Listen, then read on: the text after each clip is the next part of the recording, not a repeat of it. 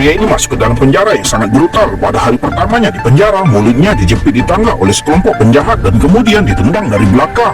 Ini mematahkan semua giginya. Ia harus mengganti giginya dengan sepasang gigi baja besar. Namun ini bukan akhir. Setelah keluar dari rumah sakit, ia kembali menjadi sasaran. Dua tahanan memojokkannya di lorong, mengeluarkan senjata mereka dan mengiris wajahnya. Untungnya ia melawan tepat waktu dan melukai mereka berdua dengan serius. Tapi ini jelas merupakan kasus pembelaan diri. Namun hakim memperpanjang hukumannya 1 tahun karena cedera yang disengaja. Ketika bandingnya tidak berhasil, ia mengajukan permohonan untuk dipindahkan ke penjara, tapi permohonannya ditolak lagi.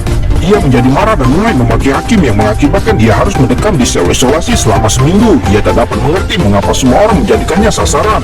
Namun suatu hari ketika ibunya datang mengunjunginya di penjara, ia melihat penampilannya dan mengatakan kepadanya dengan rasa bersalah bahwa ia tidak punya uang untuk menyewa pengacara. Ibunya pergi mencari kakaknya, namun kakaknya hanya menyalahkannya dan tidak peduli sama sekali bahwa harapan terakhirnya telah hancur. Sejak saat itu ia menghabiskan setiap hari berolahraga untuk membuat dirinya lebih kuat. Sejak saat itulah ia terus-menerus dikepung dan dipukuli oleh para tahanan.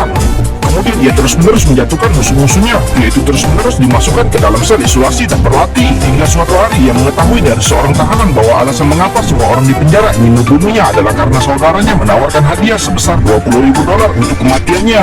Sejak saat itu pria itu seperti orang gila. Semakin banyak orang menyerangnya di penjara, semakin bersemangat dan ia bahkan menganggap remeh setiap hari di sini. Ia menganggap keberhasilan sebagai tantangan bagi keberlangsungan hidupnya sendiri. Bahkan jika ia diserang oleh seseorang dan disiram dengan asam sulfat, ia dapat menahan rasa sakit dan menjatuhkan orang tersebut. Karena sering berkelahi, hukumannya diperpanjang berkali-kali. Tapi pria itu tidak peduli lagi. Agar bisa keluar hidup-hidup, ia berusaha sekuat tenaga untuk memperkuat tubuhnya dan tekadnya untuk menahan serangan semua orang. Sampai hari ini ibunya sakit parah dan pihak penjara memberinya waktu menjenguk selama 5 jam. Tapi ia bahkan tidak melihat ibunya untuk terakhir kalinya. Alasannya adalah 2 penjaga penjara menundanya selama 2 jam. Sampai sekarang ia tak tahan lagi. Ia melarikan diri dari rumah sakit setelah menyerang 2 penjaga penjara di lift.